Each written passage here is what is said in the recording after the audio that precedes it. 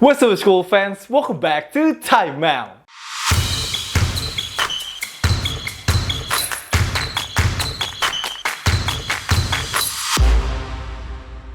Yo, what up tabut geng? Dan kita sebentar lagi masuk ke bulan Februari guys, cepet banget sih.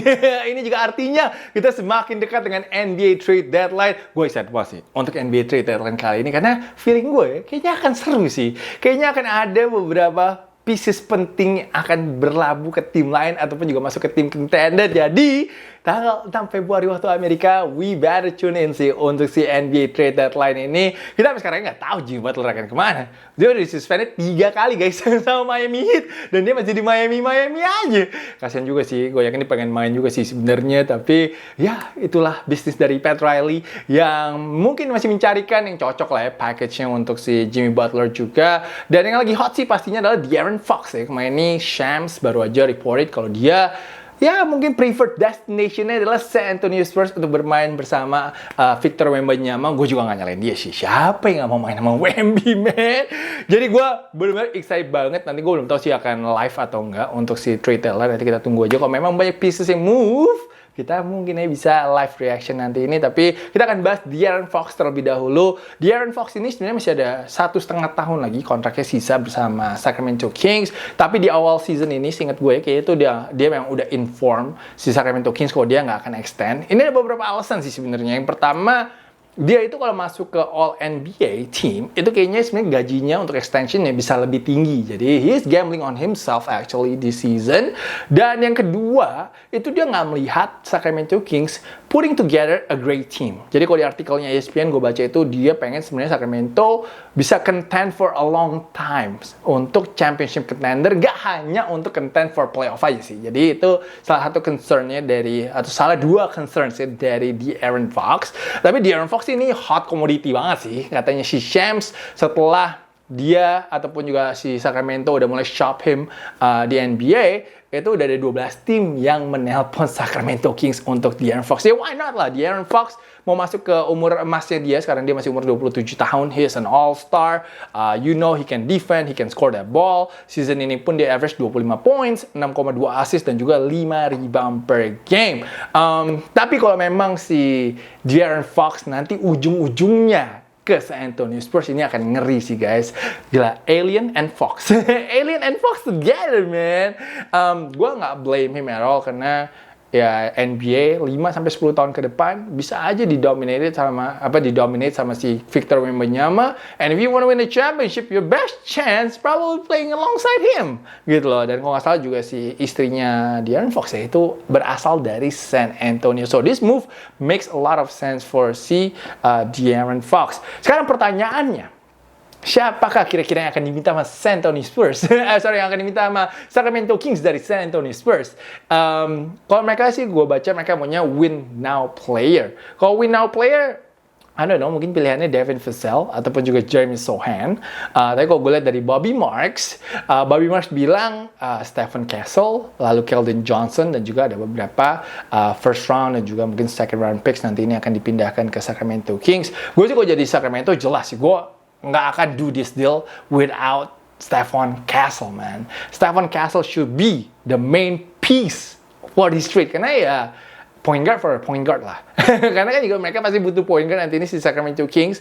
And Stephon Castle, of course, solid rookie season right now with San Antonio Spurs. Bisa aja jadi rookie of the year juga. And he is very good, man. Dan menurut gue itu bisa aja jadi masa depannya Sacramento Kings kalau mereka nggak mau fumble their success again. Karena gue nggak tahu kenapa mereka suka banget buang top point guardnya mereka dari Tyrese Haliburton. Lalu sekarang mungkin De'Aaron Fox juga mungkin hilang. So I don't know, man, apa yang coba dilakukan sama si Sacramento Kings. But so far setelah di take over sama si Doc Christie, they were playing really well. Walaupun mereka masih ada di posisi 10 kalau nggak salah hari ini di Western Conference. Tapi kalau mereka bisa pair up si Castle bersama Sabonis with Malik Monk, with DeMar DeRozan, I think they could be very interesting. Kalau si Jimmy Butler, gue sekarang nggak tahu sih dia akan kemana sih. Bisa ke Phoenix Suns, bisa ke Minnesota, I don't know, Memphis, I don't know, man. Gue masih penasaran banget sih si Jimmy Butler ini akan end up-nya ada di mana, ataupun juga Warriors, ntar kita akan bahas.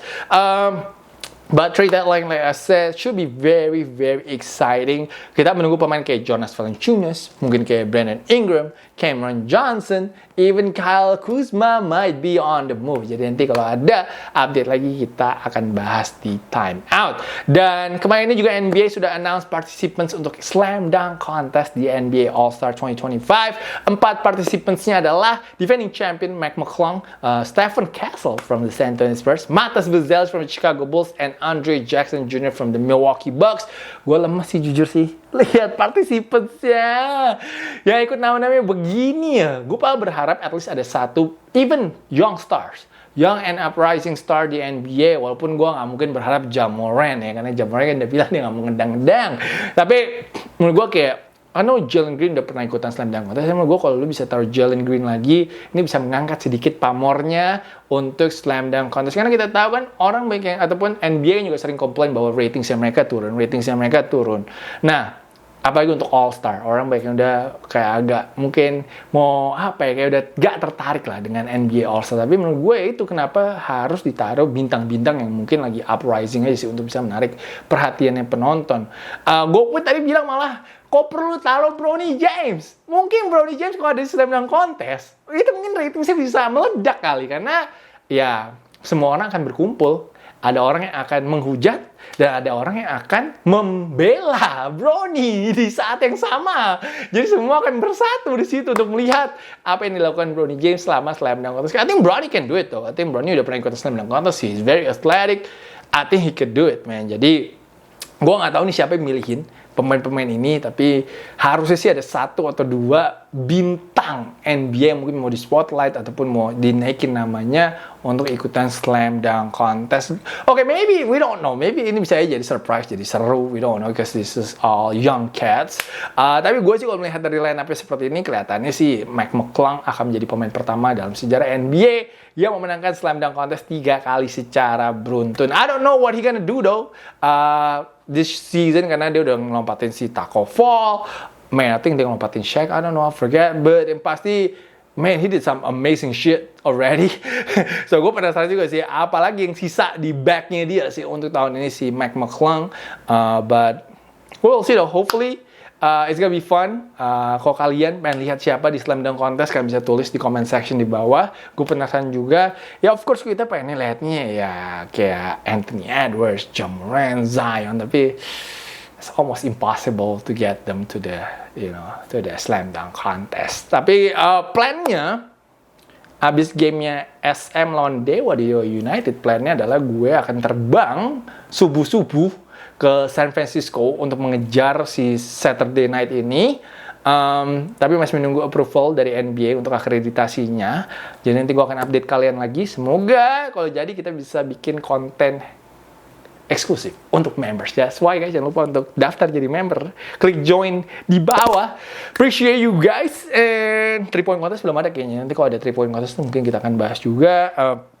Besok akan ada pengumuman untuk All-Star Reserves harusnya sih. Jadi Cade Cunningham better be on that list. And of course OKC Thunder, Jalen Williams juga harus sih. I think OKC deserve 2 pemain sih untuk masuk ke NBA All-Star.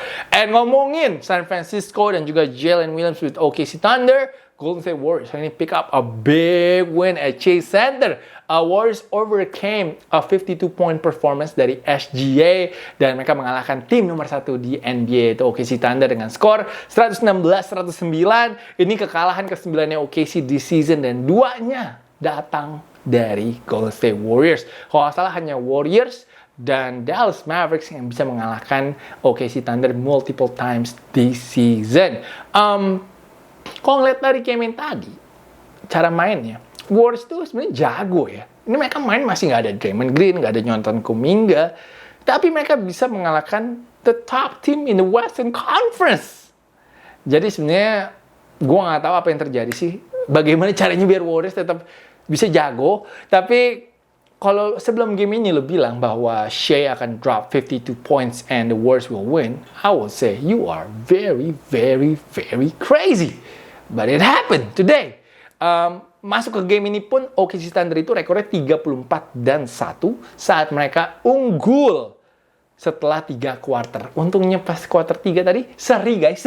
Untungnya, jadi selamat si Golden State Warriors. Dan kemenangan Warriors ini ditutup dengan Gary Payton II membaptis Isaiah Hartenstein, man. That was crazy though. That was an emphatic slam dunk. Si GP2 bilang, man, I haven't been up there in a while. Gue udah lama banget sih juga nggak ngelihat GP2 se-explosive itu. And GP2 a big night though. Sebagai starter, 15 poin dan juga 9 rebounds. Lalu juga Andrew Wiggins lagi hot banget untuk Warriors. Dia 27 poin, 10 dari 17 nembaknya. Kayaknya Wiggs emang harus main heavy minutes. Dia hari ini 38 menit. Ini merupakan his second highest minutes this season. Kayaknya pertandingan ini pun setelah perform seperti ini, para fans Dub Nation juga mungkin pada jangan trade Wiggins for Jimmy Butler, please. I think semua akan agree on that one. And of course, selain itu, big factor juga adalah Kevin Looney off the bench. Selain provide Warriors with energy and his hustle, dia produktif banget sih. Tadi 18 poin, 3 rebound dan juga 4 block shots. Ini serasa vibes sih tahun 2022 ya guys, waktu mereka jadi juara NBA, di mana memang Wiggs, GP2 and Kevon merupakan pieces-pieces yang sangat penting sekali untuk Golden State Warriors. Tapi of course selain itu juga Steph Curry hari ini berhasil menjadi the closer untuk Warriors. Dia selesai tadi with 21 points termasuk 5 kali 3 point. Tapi dia tadi di babak 2 sih menurut gue baru dapat ritmenya dia, and then he was really fresh. I think dia dapat banyak sekali bantuan dari teman-temannya hari ini. And terakhir itu dia hit a 3-point shot from the parking lot over Aaron Wiggins. Aaron Wiggins kalau hal tadi sih inget gue sih, dan itu gue nggak tahu juga kenapa sih OKC went under on Steph Curry. Really seriously? Siapa itu yang tulis scouting report kalau he went under ya? Gue harus lihat lagi sih tadi videonya. Gue like I said, gue nggak ngerti sih sama offense Warriors. Mereka kalau lawan defense yang biasa-biasa aja, mereka offense-nya nggak bisa bagus. Tapi giliran lawan defense nomor 1 di NBA, dalam sejarah NBA ini secara statistik katanya, wah ini defense terbaik dalam sepanjang masa. Tiba-tiba offense mereka gacor banget. Gue nggak ngerti sih. This team is really weird. This Warriors team is really weird menurut gue. Tapi sekarang ini Warriors 3-1 during their homestand. Mereka masih ada 2 game lagi lawan Phoenix Suns dan juga lawan Orlando Magic. Gue penasaran sih, apakah mereka bisa carry this win to the next game? Atau ini hoki? Abis ini mereka bau lagi? Jujur gue penasaran sih. Kita lihat lah ya, next game-nya gimana. Tapi hari ini kalau gue lihat online, even di Discord, banyak yang marah-marah tentang Shai dapat 21 free throw. Tapi jujur capek sih ngeliatin Shai kayak dapat beberapa soft call. Ada satu yang di-share juga di Discord sama Kelly, nggak even kena, men. Nggak even kena dipukulnya, dan dia dapat free throw juga sih. I guess. Ini kenapa banyak orang juga marah-marah nonton NBA, karena banyak banget berhentinya. Karena soft whistles. Tapi untungnya tadi in the last 6 minutes itu whistlesnya berhenti, lalu juga si Shai jarang dapat call. It was very refreshing sih at the end. SGA menjadi pemain pertama di NBA kayaknya season ini yang berhasil mencetak 50 points in multiple games. Jalen Williams tadi contributed 26 points, Isaiah Joe added 17 points, tapi gue nggak tahu kenapa gue merasa bahwa offense-nya si sini sayur banget sih, dan juga nggak banyak yang bantu si Shai menurut gue sih. Dan maybe they need a new 3-point shooter, karena hari ini mereka nembaknya 9 dari 39 3-pointnya, and that just won't cut it out, man. For NBA these days, you gotta shoot 3 points, you gotta make 3 points untuk bisa menang game-game NBA kali ini. So I don't know if Sam Presti gonna make a change atau a move selagi trade deadline. Maybe Cameron Johnson. Oh anjir, kalau mereka dapat Cameron Johnson sih, makin jago aja OKC ya. Tapi bang, like I said, OKC ini musuhnya kayak Warriors sama Dallas sih. Wiggins selalu jago lawan OKC. PJ Washington selalu jago lawan OKC. Kayaknya mereka ada dendam kesumat aja ya. Dan hari ini juga New York Knicks pick up a big win at home setelah mereka mengalahkan Denver Nuggets 122-112. Jalen Brunson double-double, 30 points and 15 assists untuk membawa Knicks menang 5 game secara beruntun sekarang ini. Ada beberapa nice highlights though from this game. Tadi ada yang Cat ngeblock, lalu juga ended up with Mikal Bridges reverse layup. Tapi yang paling sakit sih tadi si Jokic actually sih. Jokic nggak ngeliat, gue nggak tahu gimana caranya dia bisa tahu ada si Christian Brown di corner untuk 3 points. That was just crazy. Selain itu, OG Anunoby 23 points and Cat juga double-double with 14 points and 10 rebounds. And Ant-Man, Anthony Edwards just love talking shit, man, in Phoenix. Just listen to him right now, man, talking to the Phoenix crowd.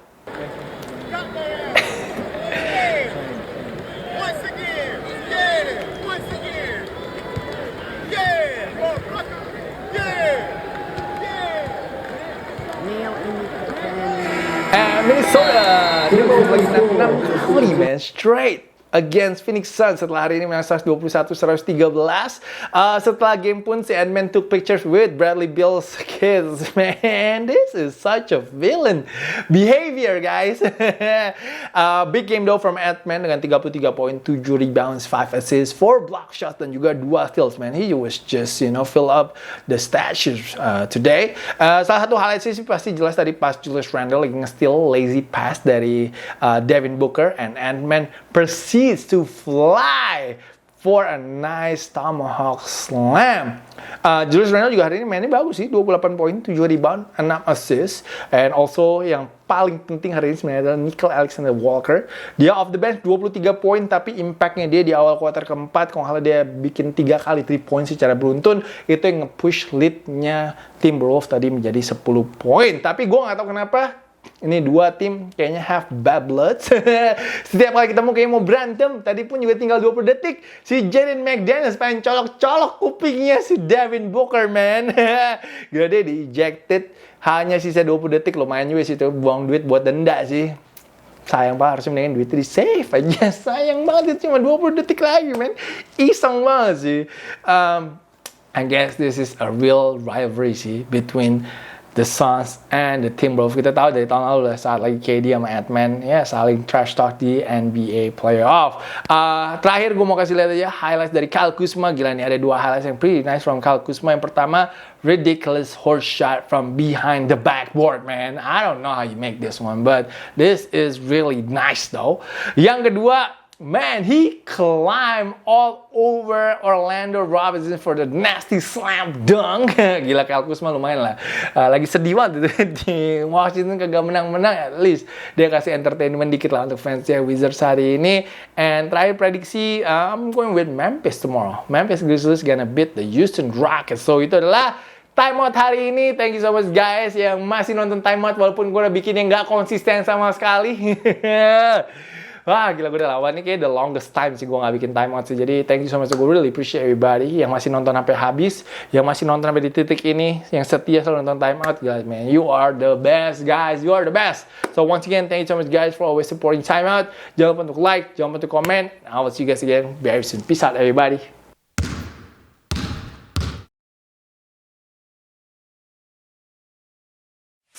Please join my channel, guys.